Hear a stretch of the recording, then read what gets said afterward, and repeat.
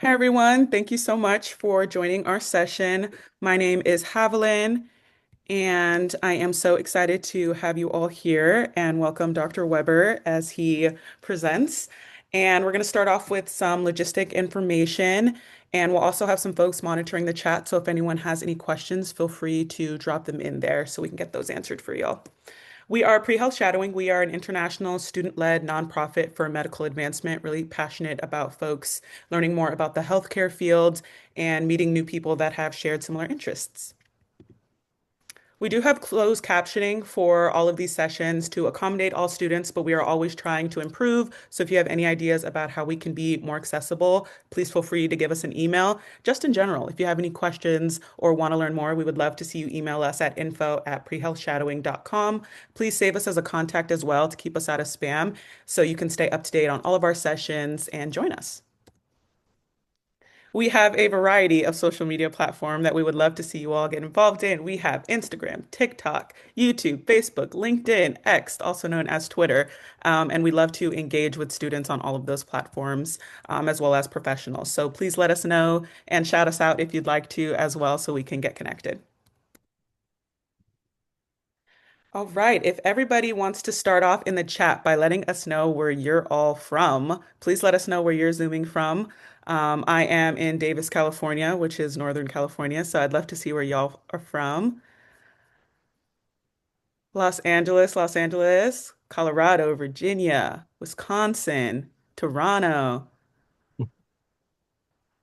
New York. Dr. Weber's here from Chicago, Houston, Texas. Great. All over the map. That's great to see. All over the US. Love to see that. And thank you for your variety of calling locations. We know the time zones and the weather and all of those things. So we appreciate you all joining in from wherever you are. If you are interested in becoming a part of pre-health shadowing, we would love to see some more volunteers. You can register as a volunteer on our website. It is 100% remote, making it very accessible for folks no matter the time zone you're in. And we would love to have you all. If you are interested in a leadership position, we also have those opportunities available, still 100% remote, but would require a little bit more of a time commitment. So if you're interested in that or would like to be a part of these very sessions, we encourage you to apply online today to join our team. Here is a list of those volunteer opportunities that we have available. So you can see we have more listed on our website. And if you see any ways that pre-health shadowing could improve and want to brainstorm some new positions, we would also love to see y'all do that. If you are a high school student, we also have some opportunities for you. We are offering some leadership and healthcare education for pre-college learners. So if you're interested at all, you can bring PHS to your campus, to your school. And that's a great opportunity to get involved and start learning more about the healthcare field in general. We have a variety of professions that come to pre-health shadowing. So the more you know, kind of the more you can learn. We would also encourage you all to donate if at all possible. You can scan this QR code on this slide and learn how you can join pre-health shadowing as through donation. Our program is 100% free and we want it to remain accessible, so we ask that you donate if you can. In addition to that, you can also donate your time, like we talked about the volunteer experience. And if you have any folks in your network that want to support young learners in the pre-health shadowing arena, we would also encourage you to send them our links or send our website so we can share more about pre-health shadowing and the work that we do here. If you have any questions at all, we would encourage you all to type them in the chat so that our team can see them and that we can get them answered. In addition, we will have a scheduled time at the end of this session for a Q&A with Dr. Weber. So if you have any specific questions, you can feel free to unmute yourself and we'll get through them after you raise your hand, or you can ask them in the chat and we will ask them aloud for you. So happy to be engaged. Also, make sure that you're taking good notes. We do have our post-shadowing assessment that will be available right after this session on our course page. So you can take some notes to help you with that quiz, as well as just to learn more. I know there might be some terms that you're not familiar with or some new things that you want to look up later. So taking notes is always good for that. And lastly, we ask that you turn your cameras on if at all possible. We'd love to see some faces to make this as engaging as possible. And it would just be a fun time. All right. I think that's the last slide I have, so I'm going to toss it to Dr. Weber to get us started. Thanks very much, Haviland. Let me just share the my slides here. Pardon me.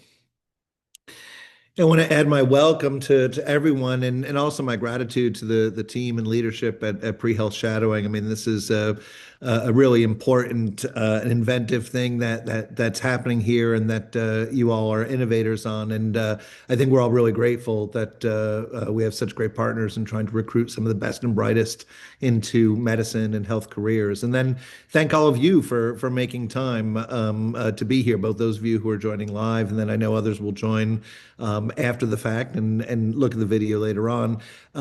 It's a huge privilege to get to talk to folks who are thinking about health careers of all kinds, physician, otherwise.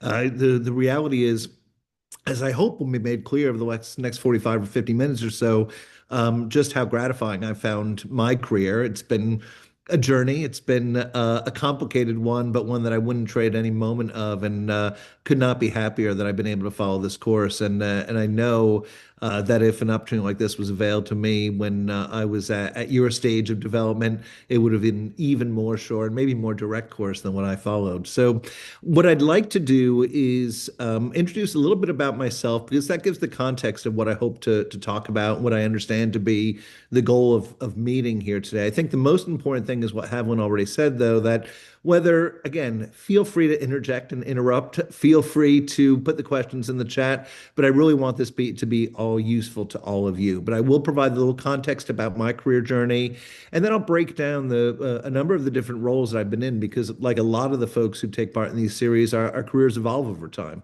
And so I think there's information we can share at each stop along the way that we made. Each one has been incredibly rich for me, and I'd really like to be able to expand on any of it that's useful to all of you. So when we talk about our career path, it's very easy when you're in medicine to kind of point to all the places that you trained and worked and lived. That's of course only part of the story. So for me, I'm a New Yorker originally and grew up in that area and was an undergraduate at Cornell. And at the time, I sort of went through a lot of back and forth about whether I wanted to go to medical school. I had no health professionals in my family at all. I don't come from a family of doctors. In fact, I have one uncle who had gone to college, so the rest of us, it was really my generation that was really pursuing and having the opportunity to pursue higher education. We're very fortunate in that regard. I started off in a STEM field, and this was a different era at this time where folks were following a very traditional course when they were thinking about med school. But for me, it was really during undergraduate that I decided that I wanted to pursue that. I was fortunate to stay close to home and be at NYU School of Medicine. I like to kid for those who follow this. NYU, this was back when we had to pay tuition at NYU. They've since gone tuition free. But in those days, it was definitely a different era. So accumulated a lot of debt, like a lot of people do, but really had an extraordinary experience and really validated a commitment of what I thought was to be a career taking care of patients exclusively. That's all I wanted to do, and that's all I looked forward to doing. From there, I was able to come to Chicago. That was my first journey away from living in New York. So very traumatic for my New York-based family. But at the same time, I was very grateful to be accepted into a residency program at the University of Chicago, where I've actually stayed more or less ever since. I was an internal medicine resident and had a great experience taking care of a really diverse set of patients on Chicago's South Side, and really learned not only my clinical chops there, but then certainly had a lot of opportunities to develop some skills in leadership and management as a chief resident and other roles that I played in my training. And so that ended up being more formative than I would think. From the medicine training, now things started to evolve. I knew I loved seeing patients, but I really wanted to subspecialize. I was finding myself particularly intrigued in a number of the subspecialties within internal medicine. And what ended up standing out was infectious diseases. And I'll say more about infectious diseases as a specialty because I've learned that not everyone even appreciates. I've been into too many patients' rooms where they said, I didn't even know that was a specialty, which is never reassuring when that's your whole career. But the fact is that really led to some really important experiences for me. But I did follow that, and I pursued it, and for reasons that I'll get into in a couple of slides. But found myself in Boston doing that part of my training, and with an opportunity there to be in another really complex health system in the Harvard system, and those programs over time have kind of reorganized and remerged and separated again. But for me, I was at the Beth Israel Deaconess and working with a lot of the folks from Harvard. And while there, I had an opportunity to pursue a graduate degree in epidemiology. This was again when we start really unpacking the serendipity or the twisty turvy nature of my career. Was pure happenstance, and I'll say more about that in just a moment. But then finished out my training at the CDC with some extra training in healthcare epidemiology. Again, what you see there and what I just went through, it ends up looking really nice and it's really complete and it looks like it could be a straight line. It was anything but, as I've alluded to. The reality is that I knew eventually that I wanted to go into medicine. And I hate when people say this, but I'll do it anyway, but that I just wanted to see patients. That is, of course, kind of the highest calling that we can aspire to, but that's what I thought I would be doing. But as I got exposed, especially within my specialty, I started seeing all these other opportunities, all these other ways to remain stimulated, engaged, to fulfill my curiosity, and to keep me really happy about my work. And so I was fortunate that I was able to follow some of that. But again, even at that stage, these weren't necessarily plans that laid out. And so some of the lessons that really started popping up at this point was really affixing yourself to mentors and people that you trust, and that can help understand and really not only sympathize, but empathize with the position that you're in. So for me, I was in my infectious diseases fellowship. This is a time when in your training that in addition to seeing more specialty patients, you're also having the opportunity to do research and do more education and teaching within your specialty. And I worked in a laboratory, a bacteriology laboratory for about 2.5 years. I really loved it. I was really stimulated, took a lot away from lab work, but came to appreciate that I didn't want to spend my whole career doing that. And I felt somewhat kind of drift at that point without a real plan of having discovered that I liked seeing patients a lot, but I wanted to do research, but the lab wasn't really the place for me. And I came across a mentor. He was splitting time at that point between Europe and the US. So it was just pure happenstance that he was in town. And he started talking about that work that he was doing in epidemiology. And for him, epidemiology was really working on looking at disease patterns and risk factors and outcomes of patients with infections caused by antibiotic resistant bacteria. And he was fortunate to have access to some huge data sets that allowed for people like me to kind of step in and working with him, start learning more about the practice of data and analytics, about starting to learn more about epidemiological methods. And that really took off for me. I had found now an intellectual pursuit within my specialty that allowed me to really make a contribution to the science and to the field, to stay really stimulated, but not to feel that I was so far away from patients or buried in a lab every day. I mean, those are great experiences for other people, but for me, the epidemiology work really made a difference. From there now, things start to become a little bit more clear. I saw there were opportunities to do a summer program at the School of Public Health in Boston. I participated in that summer program, which the my department helped support and pay for. That got me about a third or a quarter of the way towards a graduate degree in epidemiology. And from there, I did a lot of moonlighting. And this is something that probably doesn't come up a lot in these sessions, but where as a physician trainee, particularly a specialist trainee, I was able to work at some of the community hospitals and nursing homes and whatnot to earn extra money. And all of the extra money I earned went right from those extra paychecks right to the School of Public Health and to pay tuition and allow me to get that degree. And then from there, the CDC piece opened itself up. They run a healthcare epidemiology training program, which they'll say more about, kind of fell into that as well. So here I was, starting off, going to Cornell, making the big decision to go to medical school, thinking maybe I would do something like gastroenterology. I would see patients for the rest of my life. And in a few short years, but with some really good mentorship and a really good open mind, was able to find my way into something that I don't think I even existed. I even knew it existed when I was an undergraduate. So from there, I ended up coming back to the University of Chicago. So everything hereafter is at University of Chicago.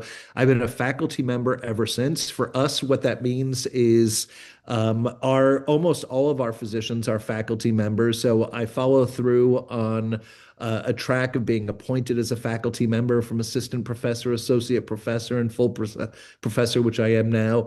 That is my clinical responsibility. I've always seen patients usually about 1 day a week. And then I also see consultation patients in the hospital. They'll say more about that's never changed throughout the rest of this last 20 years or so at the University of Chicago. But what happened to me is I started to get engaged in additional activities in the university. So when I started, I was seeing patients about 20% of the time. And then the bulk of my time was made up doing the kind of research that I trained to do in my fellowship. What happened was somebody left rather unexpectedly, a senior person. It was observed that I had an epidemiology degree, and I was asked to take over the health system or the hospital at the time, their infection prevention program. Again, more to come on that in a moment. I did that for 9 years, helping to work on preventing hospital-associated infections, applied myself as epidemiologist in that same role. That was an easy crossover and at an era, and I'll come back to this again, in which there was increased focus on safety and quality in American hospitals. And so I took over a medical directorship in that role. And that really led to a lot of visibility and propelled me into executive roles. And so from 2011 until just a few months ago, I held executive positions at the University of Chicago as chief medical officer in of varying spans and scopes, and really left the role in August as the health system chief medical officer and executive vice president. So in that context, I ended up being, for all intents and purposes, probably the third or fourth ranked, I don't know if that's the right way, but the third or fourth highest positioned executive in the health system. Um, and the role itself as chief medical officer, just for a little bit of context, is a senior physician leader. It's almost always a physician working closely with the CEO, the chief operating officer, and the chief financial officer.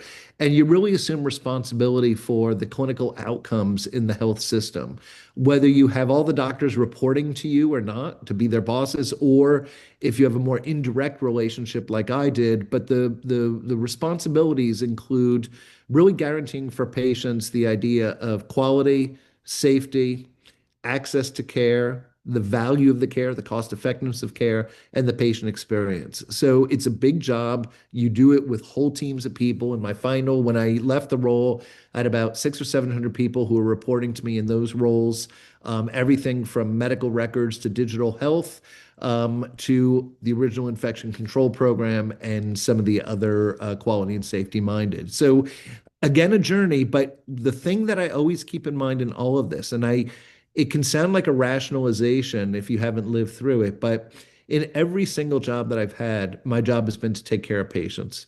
So certainly as a faculty member and a physician, seeing patients in the office or in the hospital, obviously taking care of patients, but through to and including the times in infection prevention, where I'm trying to prevent our patients from getting infections, quality, where I'm trying to improve their outcomes, and then the executive role, that our job and my job was to really take care of patients. And one of the things I'm really proud of that I think was a key to the success of our teams is that if you talk to any of those 600 or 700 people who are reporting to me, ultimately, again, there were a lot of people underneath me as well, and our goal was for all of them to be able to answer in the same way. That if you said, "Oh, what do you do at the University of Chicago?" that they could say really authentically, "I take care of patients." And while that's certainly true for some of the nurses and docs who reported under me, it was also true again for the people in medical records and the data analyst folks and the policy people who did that, because we really want to be aligned to that mission. So I offer that now because you all, like I was when I was at your stage,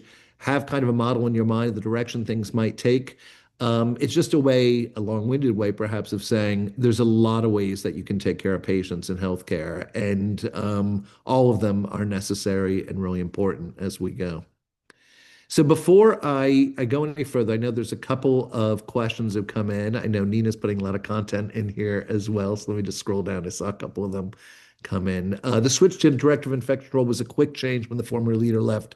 Yeah, these adjustments are all challenging. And I'll say a little bit at the end about one of the characteristics of a career in medicine and healthcare is that your roles by definition shift periodically. You're right, this one was a little more of a surprise, but if you think about clinical training or just training in general, you're going to shift if you pursue medical school from being an undergraduate to being a medical student with maybe some work in between or probably a lot of things that might come up in between.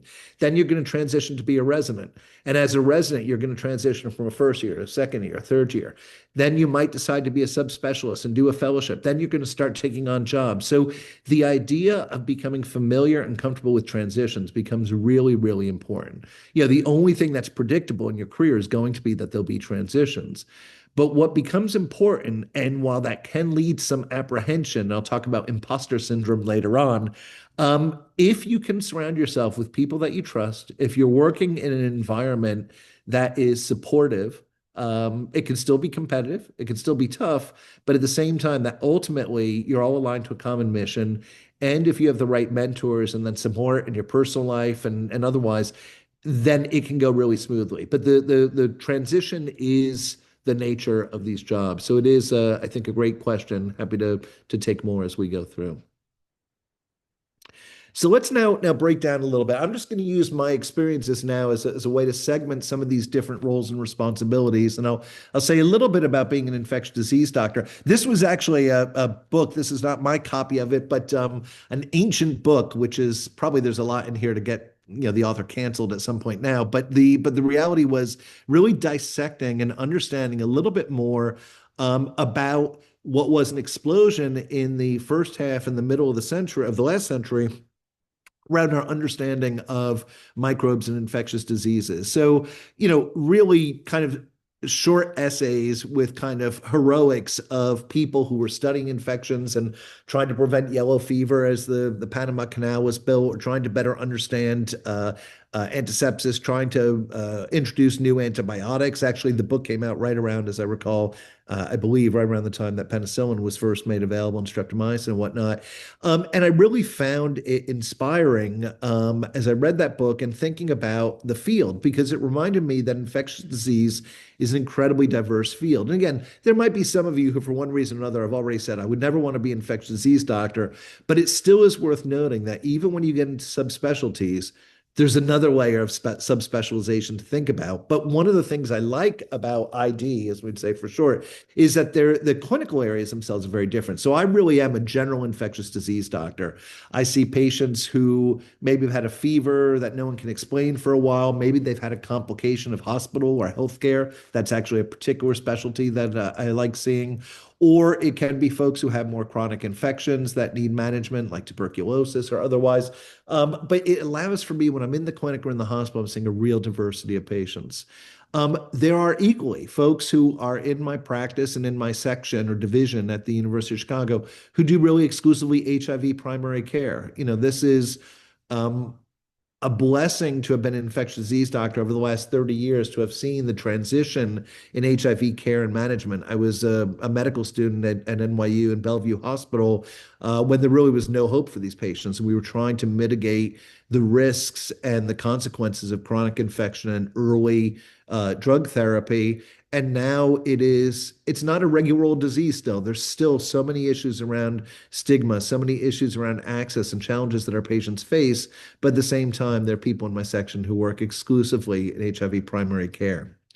Immunocompromised host has a specific meaning. This is a branch of infectious disease that really works with folks who have immunosuppression as a result of medical care. So think about organ transplant recipients. Think about people with advanced lymphoma or leukemia or stem cell transplant recipients.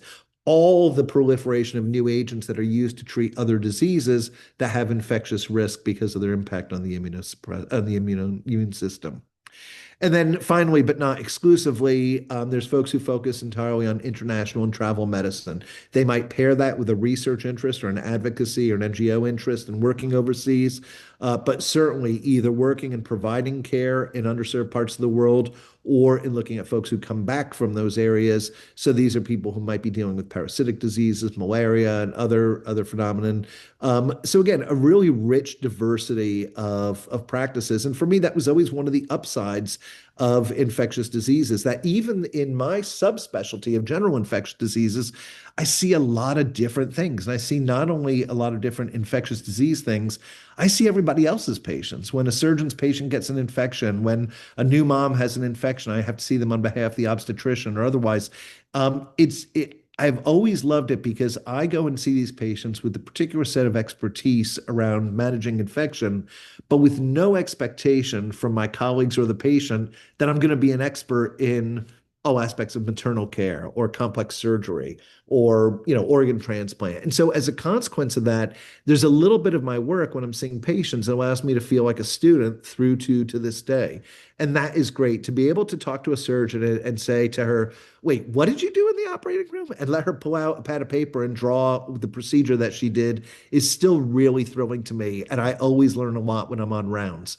And again, it speaks to the environment in which you practice. And I'm blessed to work at an institution where that's the approach we have. And they're similarly curious about the work that I do and the contributions that I bring. So I find it endlessly stimulating. And the fact that that breadth carries over also to research opportunities, advocacy, other things I'll say as we go forward. The pathology is amazing. The diversity of stuff we see in infectious diseases is mind-blowing. Some of it's a little bit nasty, but at the same time, too, there's always esoteric new things that are coming up. On this group, I probably am one of the few who remembers the first coronavirus pandemic or epidemic, which was the SARS virus, which predated, what we saw with COVID-19 by, almost a couple of decades. So endlessly dealing with emerging infections, new antimicrobial resistance, things are always really changing, and the pathology and the science is really interesting. A lot of my colleagues right now are doing a ton of work around the microbiome, about how the impact of all the microbes that live in, around, and in our body actually impact our health and wellness. And I think that's really, really extraordinary. And then look, you got to call this stuff. I'm always struck when people they think about why you specialize in a different area of medicine, and there was a time when people say, "Oh, they're doing that specialty because it's a lifestyle choice." That's fine. Do whatever kind of medicine or whatever thing in healthcare that really brings you joy and stimulates you. For me, it was important to work with nice and interesting people. I think for the most part, most doctors are really nice, but the reality is, at least when you're the CMO, they treat you very nicely. But the within infectious disease, we just have a reputation for being rather long-winded. I understand that, but also interesting, thoughtful people, and I've loved spending my time with them. And the downside, to be blunt about it, is ID is not a well-paid specialty. And again, there's a lot to be said about that, and a lot of factors that I hope will evolve in terms of how people think about physician compensation. More importantly, how people think about paying for healthcare for our patients and our fellow citizens over the time as you're taking shape. But the reality is that is something that our profession has, our subspecialty has struggled with. I'm going to pause and look at a couple of these questions, if that's okay. Would you say it's best to have a multidisciplinary, diverse background so that you can apply skills, knowledge from different contexts into your work with patients and other professionals? I think in general, I would answer that yes, but keep in mind, if you looked solely at my academic progression, I was a genetics undergraduate, I went to med school. Yeah, there wasn't a lot of, I was not dipping into a lot of liberal arts. I didn't expand myself. I mean, it's really been in the last like 2 years that I've started reading any of the great books, I'm ashamed to say. But the reality is, I think what you have to be willing to do is whether it's as a major or a certificate to still remain a lifelong learner and to recognize that not everything you're going to learn and those skills that you're going to get aren't going to all come from formal coursework, and a lot of it's going to come from mentoring. But I will get back to that a little bit later on. And then there's another question. I'm an older pre-med. How do you manage these transitions with personal developments? I think that question would have been really hard to authentically answer 20 years ago. I bridged a period was fortunate and benefited from a period in which the culture has changed dramatically among medical training as we've gone forward. The safeguards and understanding that are built in for people who are balancing everything from starting a family, dealing with issues with partners, partnership, aging parents, all of it. There's a lot more latitude than there was, and the to the question about dealing with transitions, they're still going to come. There's no way to stop that, but the idea is to try to align yourself and your course and ultimately your organizations with places that you feel like those other issues are going to be respected and managed. And that no longer is finding a needle in the haystack. Places, particularly training programs, really pride themselves on meeting those needs and addressing those concerns. Listen, it doesn't mean that it's still not going to be hard for any of you on. You just might be more mindful of it. But at the same time, it is easier than it was then, but it's still a challenge. And I'll just confess, I've been very, very fortunate, privileged to start and fortunate since that I've had fewer of those issues, but you're going to find role models and people and practices that are going to help. Elizabeth asks, what are the most common infections that you see in the hospital and how do you typically approach diagnosing them? So this is something, this is from an infectious disease standpoint, it's almost hard to pin down what we see most commonly. But in American hospitals, we see a lot of infections that are the consequences of care. Now, that doesn't mean that they're, medical malpractice cases or big errors. The fact is that the very intensive care that's provided in the US, including the kind of immune suppression that we offer patients, the invasive testing and therapies that we do, have consequences. So things like healthcare associated infections, bloodstream infections, pneumonia, and whatnot are exceedingly common and really come up a lot. And then the mantra that you'll hear in any specialty is going to be common things prevent commonly. And so the things that would probably come to your mind, Elizabeth, right off the bat, of things, people with complications of older patients with complications of influenza. And I should add, I see only adult patients. So this would be a very different list for a pediatric infectious disease specialist. But respiratory infections, that was right on cue. Respiratory infections, skin and soft tissue infections, consequences of folks having limited access to care or people who are unhoused or otherwise can see a lot of complicated infections, skin, soft tissue, and otherwise. So it really is an array of things. There's no such thing as like a regular day on the infectious disease consult service.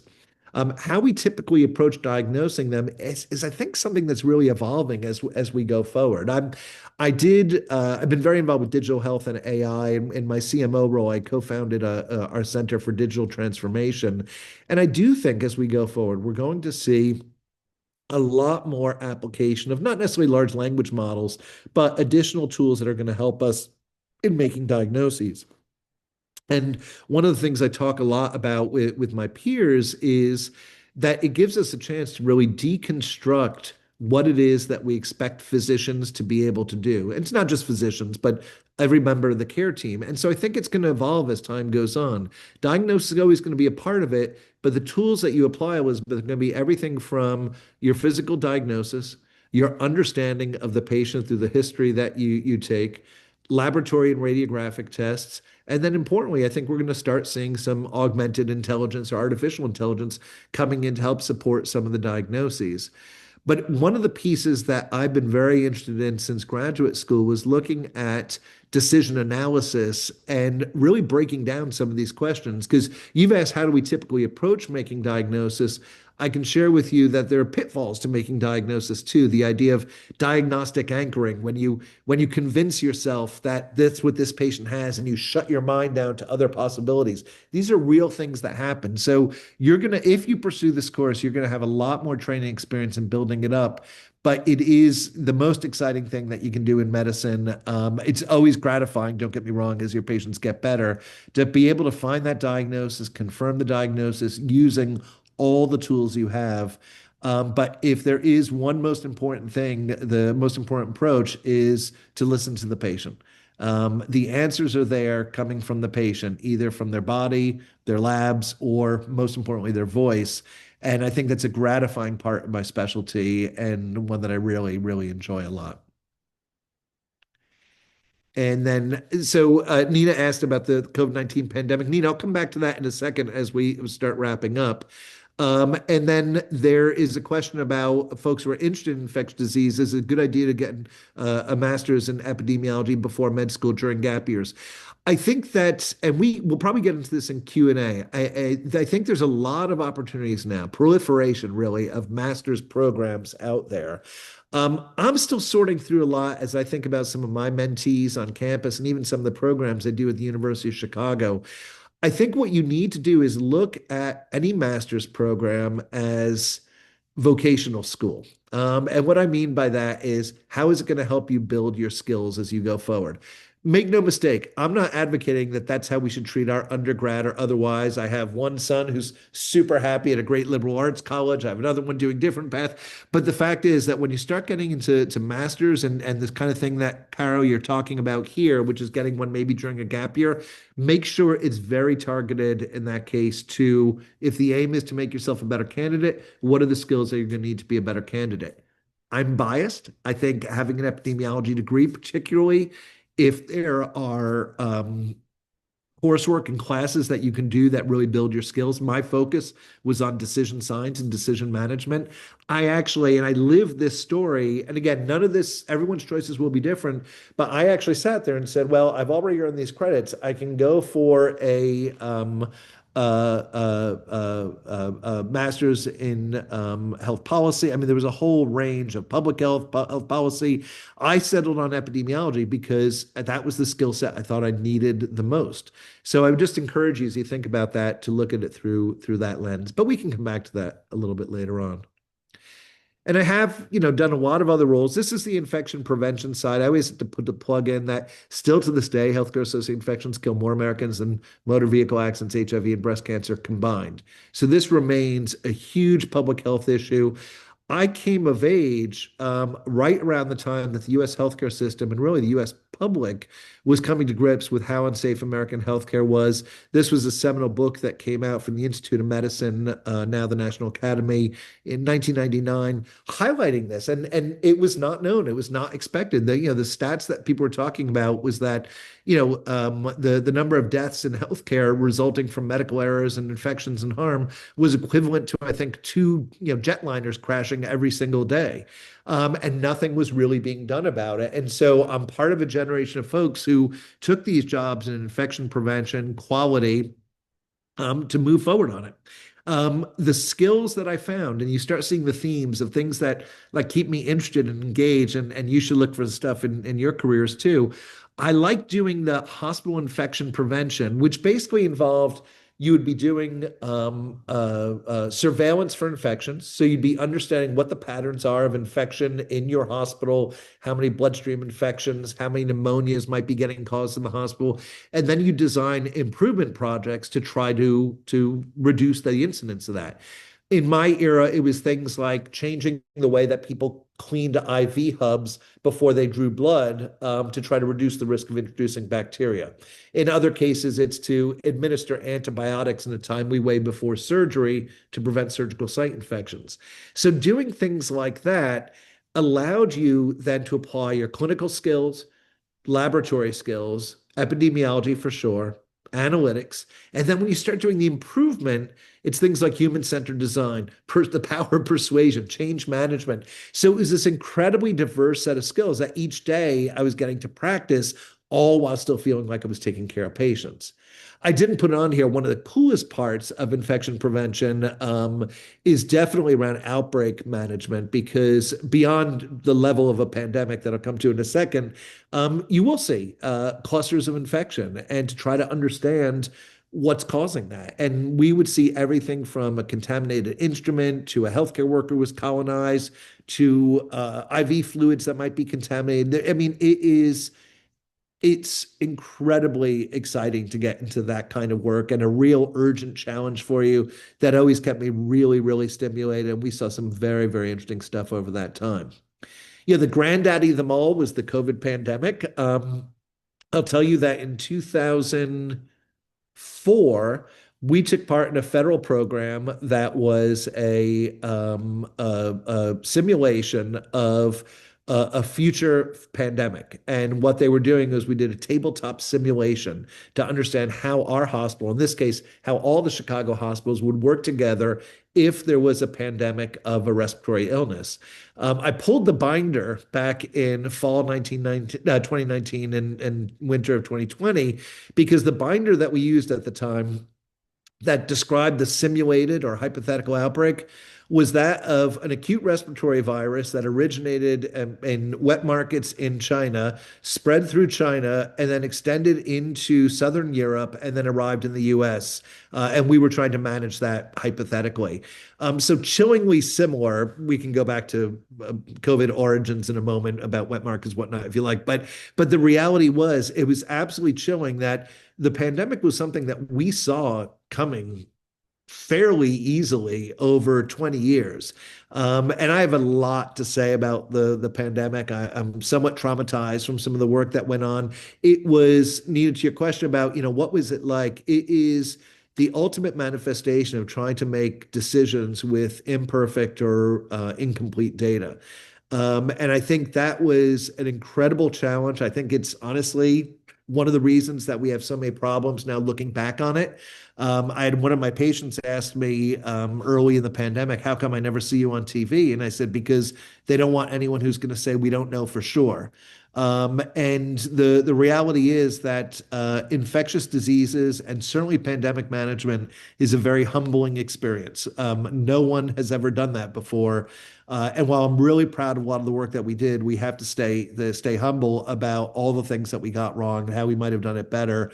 But it was definitely the the formative moment in my career. And we would sit around in our command center, our virtual command center, as this played out over, a couple of years and say it's going to be really hard to go back to our regular way of work, where, for a couple of years, and certainly in that period, at least 3 or 4 month period, where it was so intense and there was such incomplete information about what we were doing and how best to do it, that it really impacts you. It's hard to go back to your regular job. It's one of the reasons that I stepped out of the CMO role. It was really, over the last couple of years, the job had actually become simultaneously challenging in a different way, but also, boring compared to the pandemic. But I would never want to go through that again. And my wish for all of you as you enter a career in medicine is I hope you never, ever need to go through that again. But at the same time, I know it's been so disruptive to everybody, and particularly for those of you, where it impact your education, just your experiences. You've kind of come of age and all this. Again, we can come back to that in questions and answer. Infectious disease, and I've only dabbled in this space, but it's very cool to be involved with public policy, public health. There's great jobs, fewer than there used to be in federal, state, municipal, and local departments of health. These folks are absolute heroes working without sufficient staffing or resources to, in Chicago, help manage sexually transmitted infections, HIV care, outbreaks, everything that you think of. And they're very much under assault. And you'll forgive me where it's a bit of a political message on the right, but I have a deep affection and respect for having spent time at the CDC. But what's going on is really, really deeply troubling because we're really gutting some of these institutions that have really saved the day on a lot of stuff. And one can still have questions and concerns about aspects of pandemic management and still have admiration, appreciation for the folks who work at CDC and all the departments of public health. But the policy work isn't limited to working necessarily for the government. The professional societies all have important arms that look at healthcare policy. I cut my teeth working with one of our professional societies working on transparency in healthcare associated infections. In Illinois, we had this state senator no one had ever heard of named Barack Obama, who had pushed forth a state law around transparency in our infection rates. We thought it was a terrible thing and fought it. And then I got to see over the last 20 years how that kind of transparency has led to improvements and changes from what I was talking about earlier in the instance of some of these things. So working in advocacy is a really interesting space. There's a ton of work you can do domestically and certainly internationally on patient community advocacy, working with NGOs, again, both here and overseas, really important and gratifying work for which physician and clinical leadership is needed. working in a health system like mine. They hire people who do government affairs and public policy. And then also I'm reminded public service. I had the good fortune last, I guess 2 weeks ago, I was in Taiwan working with a mission. We're helping them with some of their digital health training for their physicians and got to meet with all the folks from their health ministry.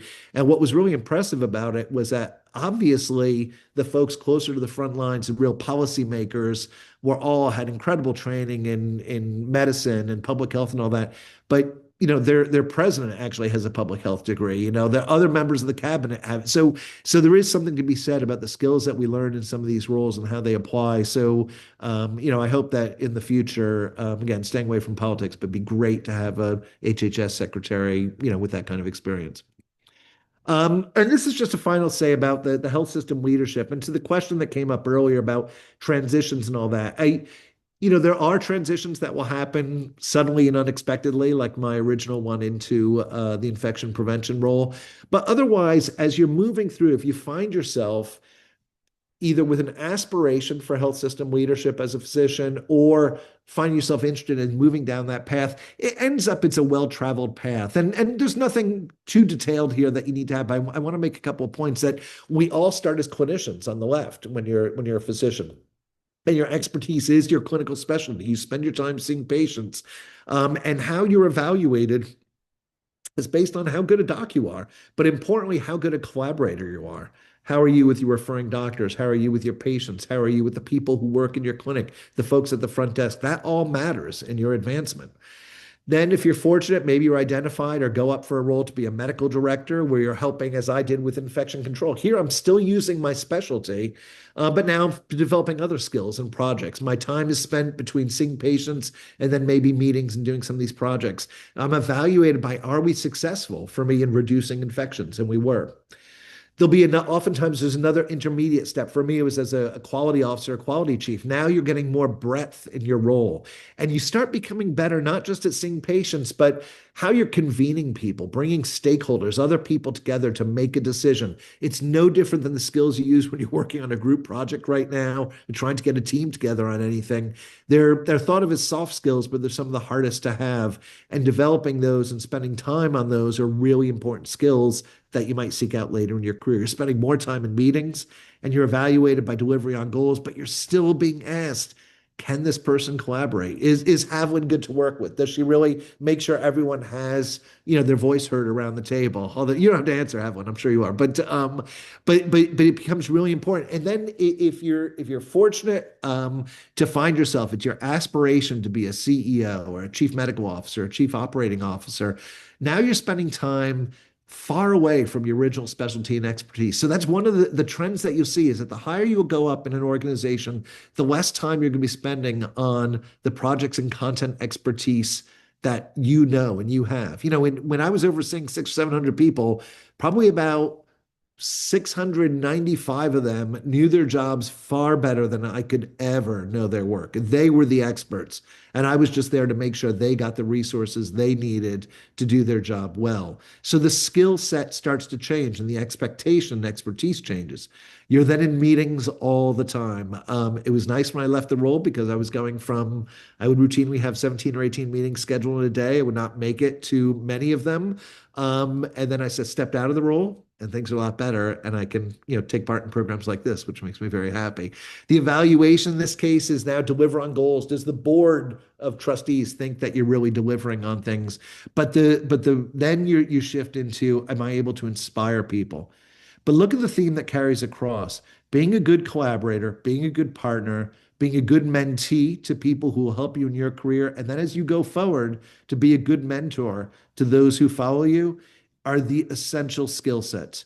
You will use those more than the diagnostic skills. You use it more than the analytic skills you have, but being a great collaborator becomes really, really important. So everything you do in medicine is going to be about change and metamorphosis and whatnot. I'm just beating you over the head with the analogy here. But a few bits of advice I've kind of adopted as my own as we've gone through is professionally, personally, do what you love because there'll be times, whether it's the middle of a pandemic or the time that you're going through a transition, or there's a promotion, or maybe you don't get a role that you want, or maybe a patient doesn't do well as you hoped. You want to make sure that you love the content and things that you're doing because it's going to be hard at times. And I can't imagine what it would have been like for me to go through some of the stuff I went through in my career, not having ultimately the joy of knowing that I loved infectious disease. I love seeing patients. I love taking care of people. Um, I've distilled down all my advice for people at all levels of their training and career about how they prepare themselves for the next role. And it's three things in my mind. One is skill building. What are the skills that you want to have and that you need? Remember what I said earlier. Some of it might be informal training, some of it might be in certificates, some of it may be in just reading and learning. Some of it may just be from sitting at someone's knee and understanding how they did it, but skill building is key. The next thing that you need to have to move up in your career is visibility. We put a different way of saying you have to be out there. You have to go and talk to people. And not only are you going to learn from them, but they can see what you're about, not just by you showing up and being present, but what are the authentic questions you ask? What's the curiosity that you show? That really matters. And that's true whether you are a pre-med student or if you're trying to become an executive vice president. Skill building and visibility is key. But the number one thing that you need to do, as much as we want folks to be forward looking, think about the future of their career, to think about what the next step is, to be excited about that future role and opportunity, is to do the heck of the job out of the job that you're in right now. And that might mean as a student, just being a really good student. It might mean when you're an intern, that you really try to be the best intern that you possibly can be.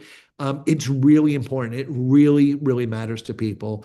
As you go along further in your career, there starts being more politics, there starts being more uncontrollable factors around your promotion and advancement. But the fact is, if you're always mindful about building skills, getting visibility, and then doing the heck out of your current job, I think things will work out well for you. And then the last, I always will end with this. This idea of imposter syndrome. I don't know if you all have been introduced to this yet, but imposter syndrome is the notion, again, for those who don't know, that I'm in a role, I'm about to be in a role, and I'm not possibly qualified for this. Why would they give me this job? And it's the anxiety that wells within you saying, do I really know what I'm doing? Um, you are on the right track in medicine if you are feeling this every step along the way. Imposter syndrome is really good because the other side of it is humility. It's reminding you that at any stage of your career, not just when you're new in a job, but as you go forward, that you have to be humble. There's stuff you're not going to know. There's times you need to ask for help. And there's times that you're going to do your best and things aren't going to work out. But that doesn't mean you don't deserve to be there or that you shouldn't be there.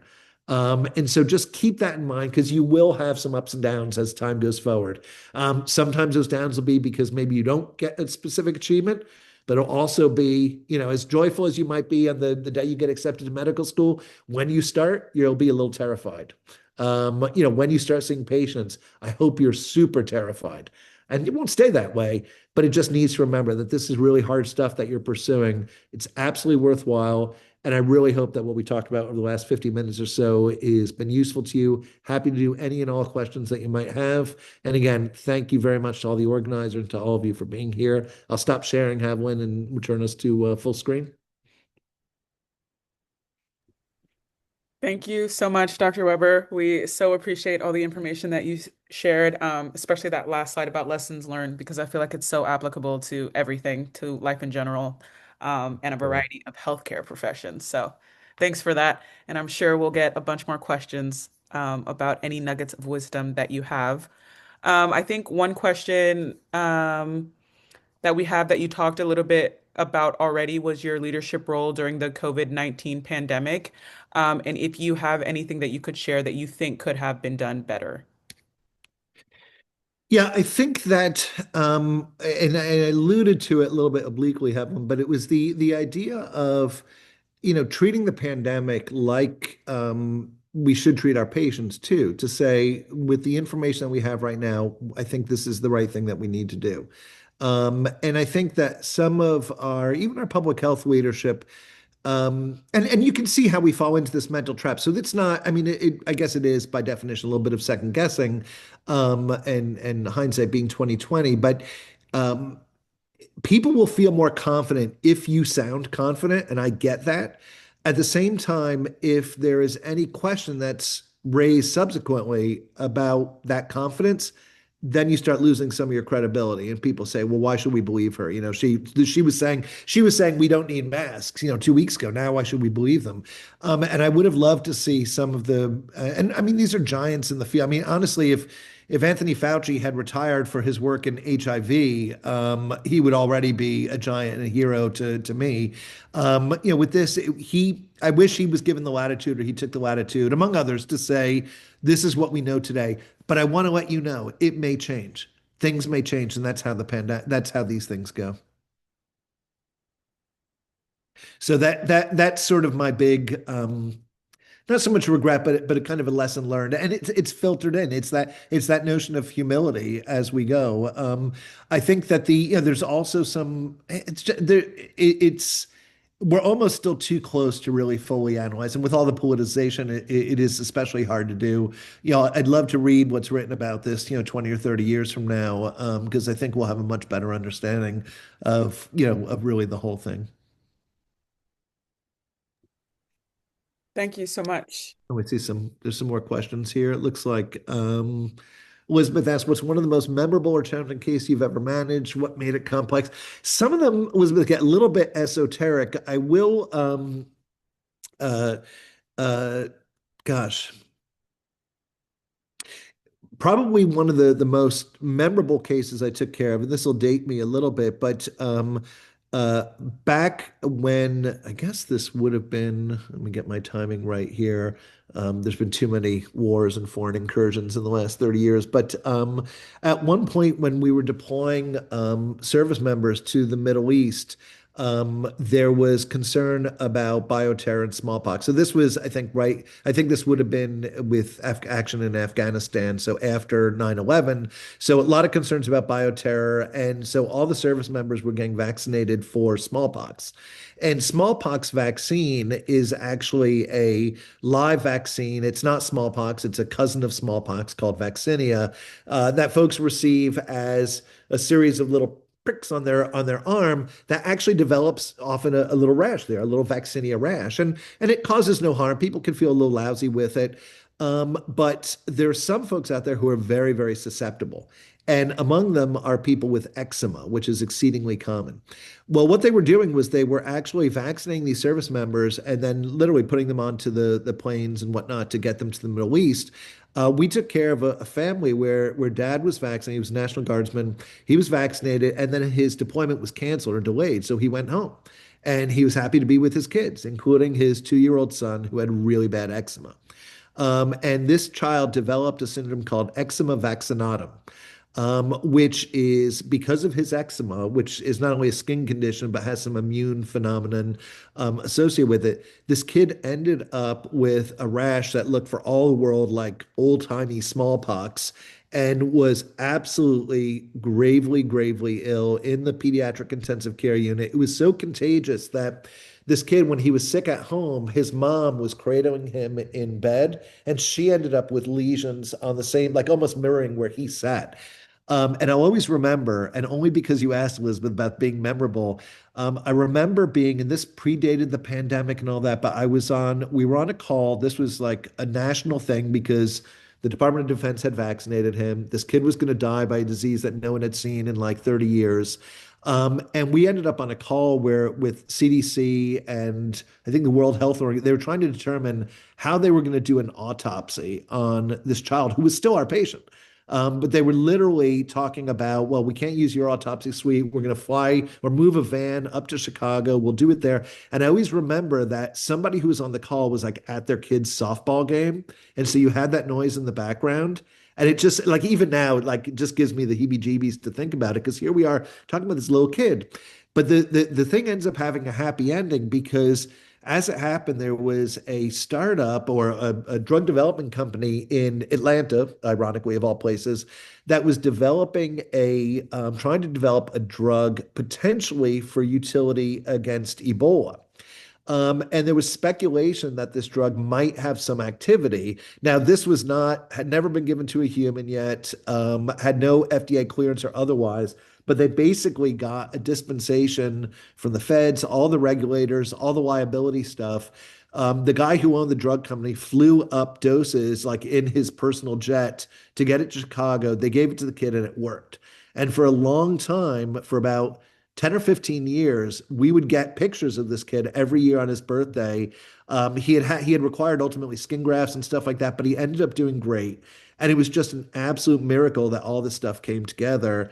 But I will never see another case like that. And when I was recertifying for my infectious disease training, you do every 10 years, you take a board exam, and famously they ask very esoteric stuff. And the first question I had when I recertified was about a case of eczema vaccinatum. And I said, well, that's good because I'm like one of the only people in the country who's taking care of this. So I better get this one right.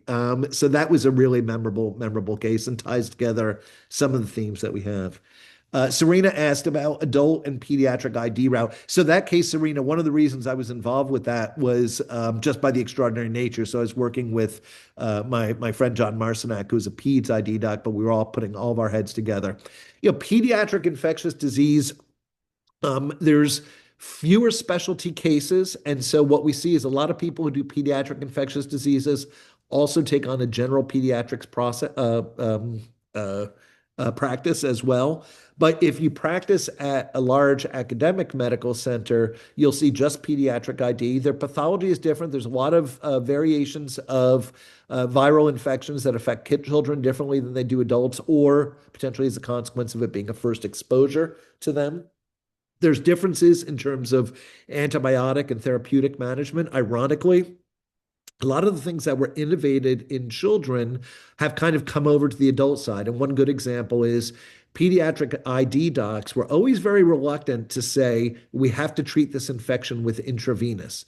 Because they know to keep an intravenous line in a 3-year-old kid or even an 8-year-old kid is really harsh. It's really difficult, and it can be associated with real trauma for these kids. And so they started doing more tinkering with saying, well, let's maybe try to treat this with an oral medication, or let's try to do this with a subcutaneous. And they had a lot of success with that. And now, over the years, I've seen more and more of those practices kind of being applied to adults. So it is a different beast. There's a little less literature because it's harder to put together case series in that. But again, everything I've said about the thrill of diagnosis and management definitely holds true. It's just different stuff that they see.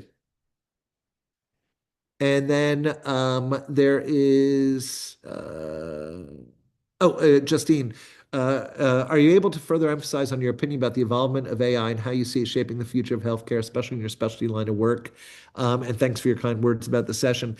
I'm pretty bullish about AI, but we need to figure out a lot. The first thing when you get engaged in one of these conversations about AI is to really make sure we challenge each other to say, what are we talking about with AI? Because until ChatGPT and the proliferation of large language models, it was a much more sophisticated conversation involving neural networks, machine learning, and all kinds of different methods in that. And a lot of us would have us take caution about kind of just focusing on large language models, which even their developers would say are not necessarily, the sharpest tool that might be used, but the nature of necessarily how they work.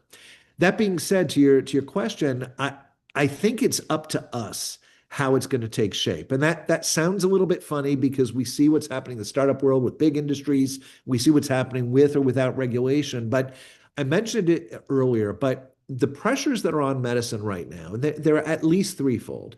One is, and I'm restricting myself to American medicine right now, which is, the craziest in the world, but is the pressures of the economics, that it's not a sustainable model in terms of the way folks are getting paid and the inequities that are involved with that. The second is the challenges that are faced in terms of the engagement and the satisfaction of people who go into healthcare. I give you a lot of credit for pursuing and considering this because I know that when you look in the way press, there's all kinds of stuff about how burned out doctors are and how difficult. I mean, it's true in a lot of industries. Even talk to as you go into the future, talk to your friends and go into other jobs. I mean, everyone is getting burned out, and but in healthcare, it feels more acute, and that's a real pressure. The third piece that comes into it is the opportunity that there's all these digital and AI tools.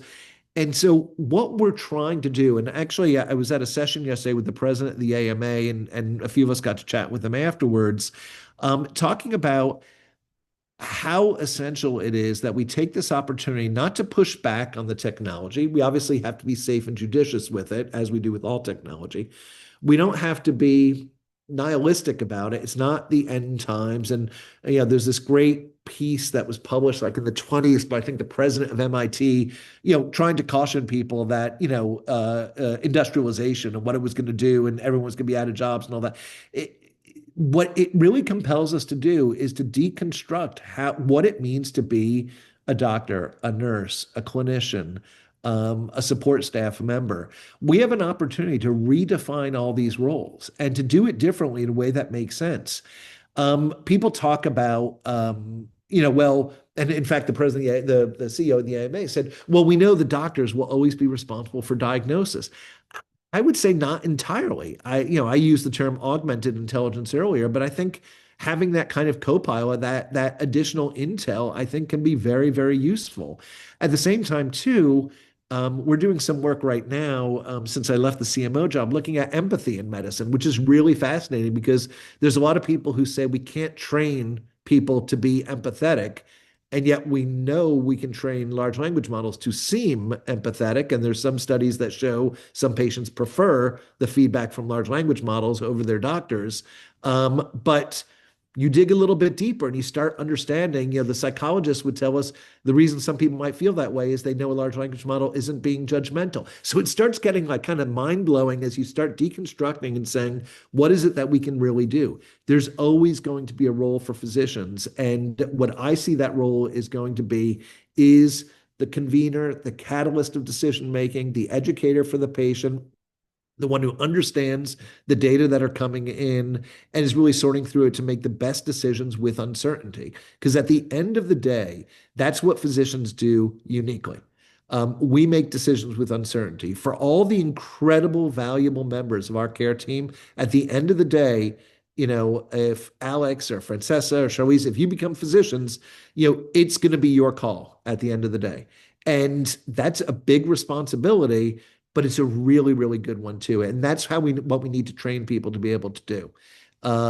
Because it might be, do we accept what we're hearing from this model? Do we believe this prediction tool? In the same way that people right now say, do I trust this lab result? Is what I'm seeing on this radiology right. So understanding that and unpacking it, I think is going to be really, really interesting. I would predict your generation of physicians will not be the passive recipients of that output. You'll be the ones who are actually making those calls on that. We're probably a good 5 to 10 years away from really digging into that fully. And I'm hopeful that some of the people that are on the call right now are going to be the ones who are going to help make some of those decisions. I have a question, sir. What are your thoughts on Gilead's bi-yearly injections? I think it's really interesting. Some of the products that are coming out now for HIV are really, really, and again, flashing back to my earliest experience at Bellevue Hospital in New York when we didn't have treatment is absolutely mind-blowing. I could easily, if there had never been a COVID-19 pandemic, it still would have been incredibly crazy to have been an ID doctor in the time period in which HIV became a chronic disease rather than a death sentence. The tools that are coming out now, so referring to in this case specifically bi-yearly injections, are really, really interesting. The efficacy on all these new products, by the time we're hearing about them in the lay press, they're generally doing pretty well. I just had this conversation with a friend of mine who's outside of medicine because some of the interesting things about the medications, whether they're monthly injections or twice yearly or periodic injections for HIV, is to think about the audience who really benefits the most from them, the patient population. Because a lot of my patients who have HIV in my clinic, when I offer them and we start thinking about longer acting drugs or that, they're like, I'd rather take my one pill once a day. I have a lot of patients in my HIV clinic who I take more medications than they do because I have hypertension. And the reality is that for them, these may not be the critical drugs. You see some of the commercials about, oh, that's great, you're free taking medicine every day. Where they get really interesting is in places where drugs might be in short supply, in places where there's interrupted drug supply. So think about other parts of the world. I think there's some really interesting opportunities, both in terms of prevention and in treatment of HIV, of getting these drugs available in other parts of the world, think sub-Saharan Africa and parts of Asia. It makes it really, really important to revisit some of the stuff that's gone with aid and public health in some of those places. But I think it's a really exciting time, and we can talk offline. And anyone, you guys can reach out to me after the session too if you have additional questions, want to follow up on that. But it's a really exciting development in terms of the medications in HIV right now. And then I have an observation question from Jen. For students who work bedside during COVID, what do you think are the takeaways we should highlight as we move toward applying to medical school? And what lessons from that period do you believe we should carry into our careers? Um, if your experience was like a lot of people, what I'd hope you take away, one thing I already mentioned, the humility of it, of it's something to be working with that much uncertainty. And thank you, and to all of you who might have taken part in some of that work. But the other piece too is to realize that COVID also exposed medicine for what it could be, or what it can't be. So what it could be is people who are really working together and trusting one another, with a spirit of camaraderie and common mission. That doesn't have to be limited to pandemics. You can get that same power as you're looking at a community on the south side of Chicago and figuring out how you're going to control hypertension in that group. And so the reality is that that spirit is something I hope you took away. I think the other piece that I always like to observe about COVID, that you all saw all the stuff about, well, COVID, it's really bad because it affects people of color and disenfranchised people a lot more. It's like, yeah, it's kind of like every other disease in that way. And I think it's another moment of humbling to keep in mind that what you saw and what was exposed more visibly for people in terms of acute body counts in a pandemic is what goes on every day in our country. And so keeping in mind that as a frontline provider, you don't have to be complicit in the ongoing, disparities that we see, and you can actually be part of the solution. And I suspect all of you who are working at the bedside or in support in any way had to be a chance for that. Nina asks, how common is it for someone in your specialty to deal with malpractice? Not nearly as much as other specialties. We're a lot less. It's because we're so charming, Nina. But the reality is that infectious disease doctors. So first of all, in HIV primary care, there's very very little malpractice that comes up as a result of that care.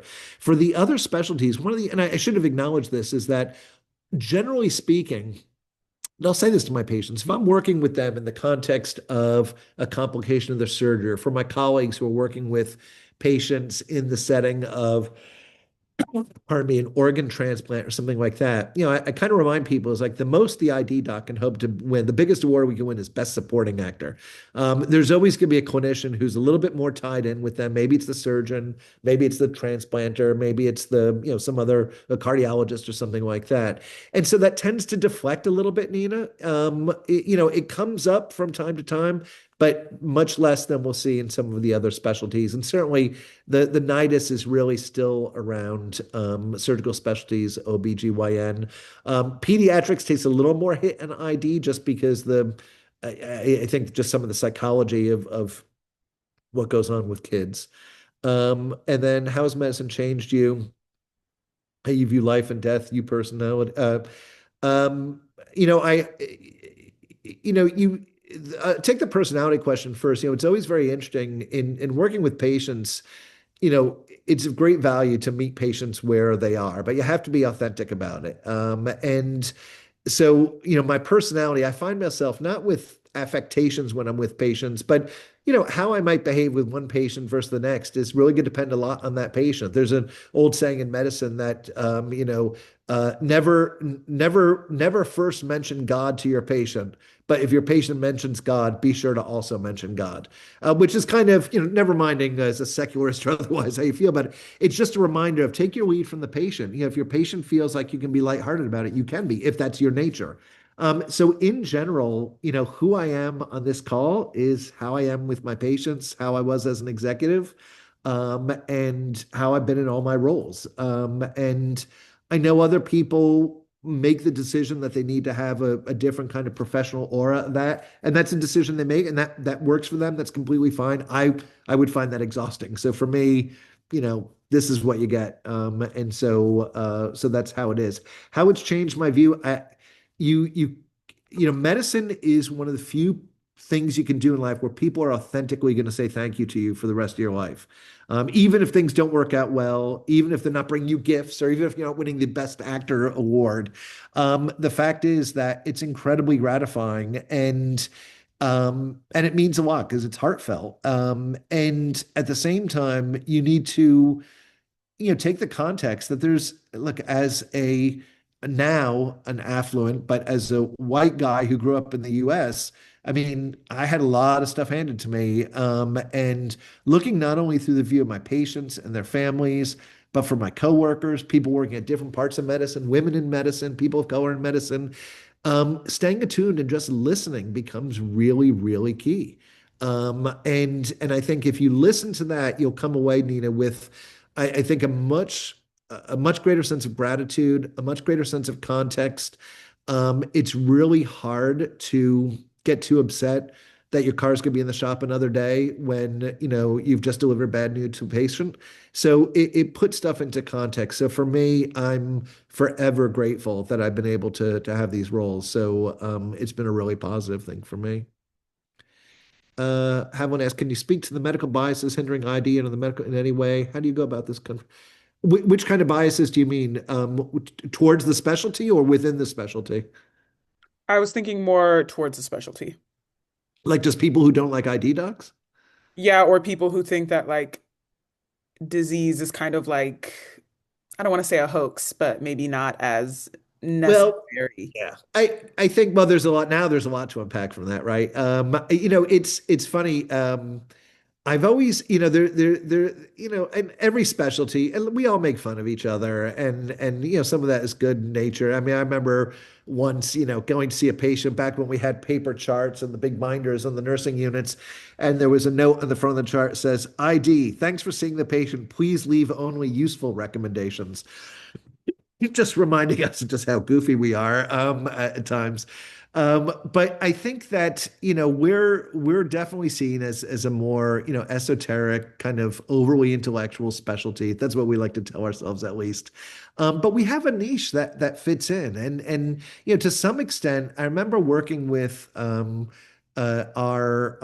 lead in cardiothoracic surgery, who like is right out of central casting from that role. I mean, he's just like kind of all about it. And he was like, he was like, I can never do what you do. I was like, what? He was like, you just walk around and talk all day and think about this stuff. I was like, yeah. He was like, I wouldn't want to do that. I am so glad that you guys are willing to do that because I know we get good information from you guys, but we would never ever want to do that. I like to think he couldn't do it either, but the reality is it is kind of an esoteric piece to it. Now, to the bigger question about what do we do about misinformation, right now a lot of the focus is on infections and vaccines for sure.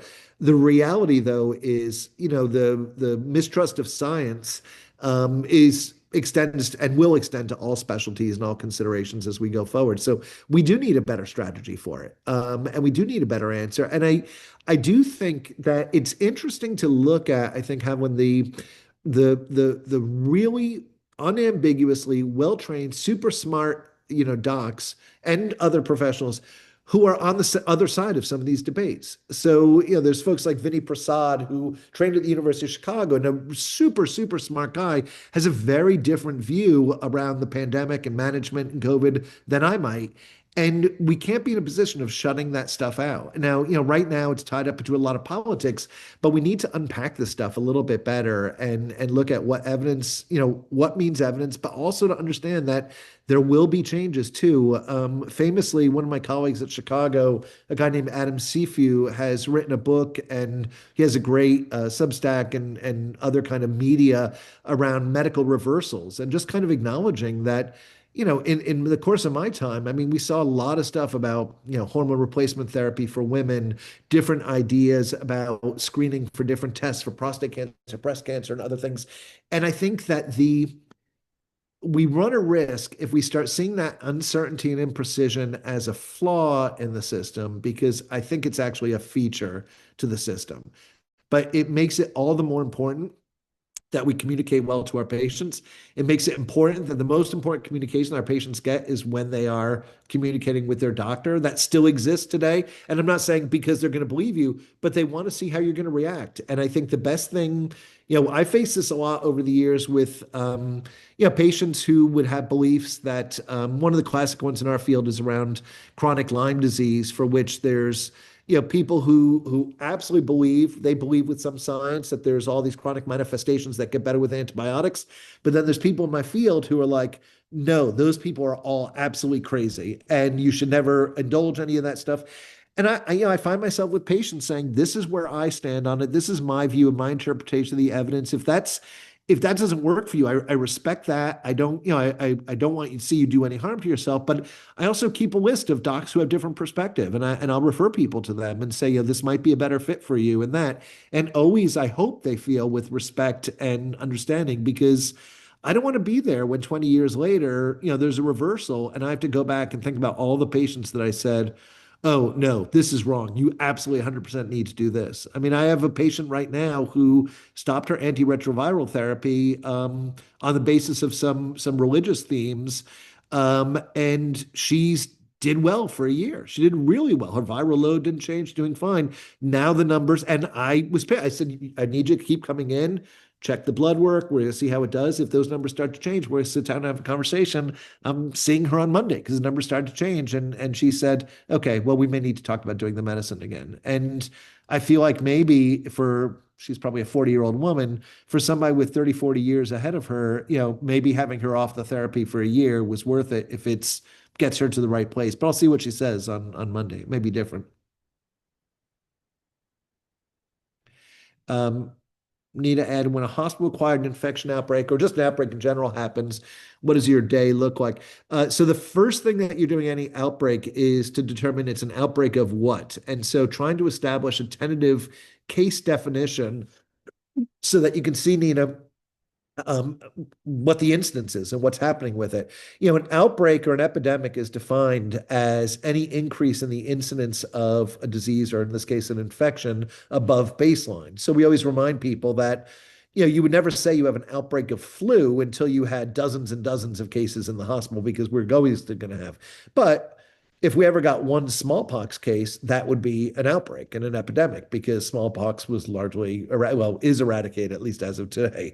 So the reality is that getting a tentative case definition, and then what you're doing is you plot that case definition over time, is the very first thing. And this is like old shoe leather epidemiology. This is what John Snow did in looking at cholera in London. This what is you define your cases and you first apply it to a temporal a framework, and then to a geographic framework, and that will lead you where you go from there. Next steps, just, and we won't get into it in depth, is where there's opportunity, you might do some environmental sampling or biological sampling of people, places, things. The other piece that we'll often do is genetic fingerprinting. If it's a bacterial infection, we can do that in-house now. Now we're moving more and more towards sequencing for that, as the science has improved and the affordability has come down. And then we'll often do apply some of those methods I learned in public health school, and we'll do regression analysis or other analyses to try to understand what the risk factors were for the epidemic. And one of the first ones we worked out, actually with that cardiothoracic surgeon, was they had an outbreak of a bacteria called Serratia among our heart surgery patients. This is like 20 plus years ago, I guess. And we identified the cases. It was very unusual at the time. Couldn't see objectively what was going on. There was nothing to the temporal pattern or the geographic pattern that was going on to it. And so we collected data and did reviews of the charts of, I want to say it was like 15 people in the outbreak, and then we did, I think, 60 other patients as a comparative group. And the only factor that came out to be a risk factor was whether they had what's called a transesophageal echocardiogram in the surgery. So this is, imagine the patient's there for heart surgery. Before they're starting, they're taking a probe and putting it down through their nose and back into their esophagus, and getting pictures of the heart. And that's not done for every surgery, but it was being done, and we saw that had a very high odds ratio, and it seemed like it was associated with infection. We're like, what the hell? That doesn't make any sense at all. So well, I'll give credit. My one of my colleagues went over to kind of observe what was happening. And she observed they took this thing out of its case. They followed all the practices to put the instrument into the patient. They did the study, took it out, and then she followed them as they went to take and disinfect the instrument. And what they were doing, this would be hard to describe probably, but instead of using the manufacturer provided instrument cleansing thing, what they had jerry-rigged was a segment of PVC piping. So just imagine, plastic piping that you could drop this instrument into. It was like a long, narrow tube, basically. And they had an inflow at the top and an outflow near the bottom. And through the inflow at the top, they would flow in the disinfecting solution. And the thing would sit in there for the appropriate amount of time to get it cleaned. And then they would take it out and they put it in a sterile wipe and they do all the things.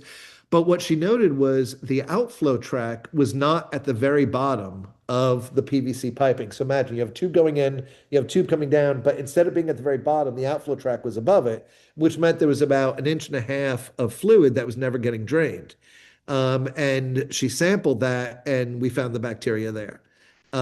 So that ends up being, and once they changed that practice, we never saw another case.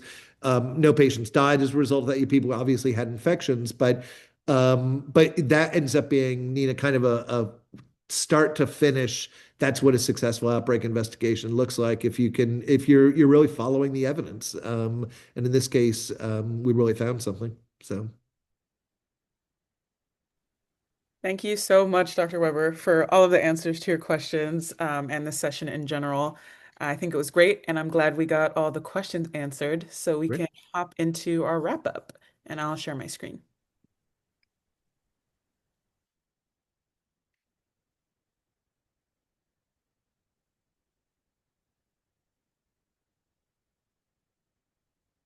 All right, here we are.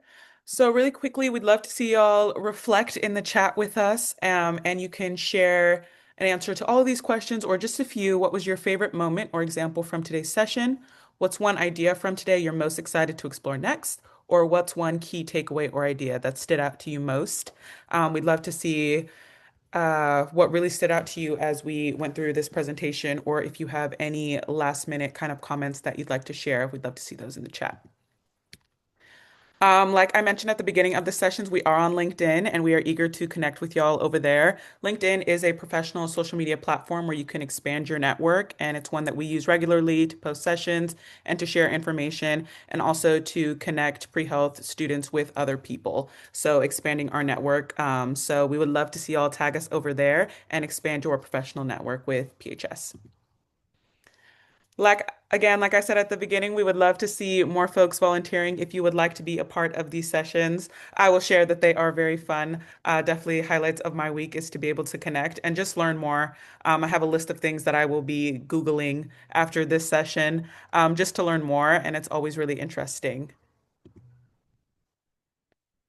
If you can donate, again, we would like to see that happen so we can make sure that PHS stays free and accessible to all of our members. You can donate financially, your time, and also just sharing this with your network would be great on LinkedIn or otherwise. And lastly, if you would like to earn your digital certificate, please make sure that you take our end of the assessment quiz, which is live up on the website. It's a 10-question multiple choice quiz based on the presentation, and you do have two chances to pass with the 70% or higher. Please let us know if you have any questions at all. You can email us at info@prehealthshadowing.com if you have any questions about the quiz or have trouble finding it, and we'd be happy to assist you. Again, Dr. Weber, thank you so much for this session. It was great. We really enjoyed having you today. And like I said, I have a bunch of things to Google, and I'm sure folks do as well. So thank you so much for introducing all of the new terms and sharing about your journey through medicine. And we are also just so appreciative, especially it sounds like you did a lot of work with the pandemic. So like you said, you appreciate the folks who have worked. We do appreciate your work as well. All right. Thank you all so much. I'm going to stop recording and thanks for joining us. And again, this session will be live on our YouTube. Dr. Weber, if you want to send this to your network so they can see you shine on the big screen, it's going to be over there on YouTube. Thanks, everybody.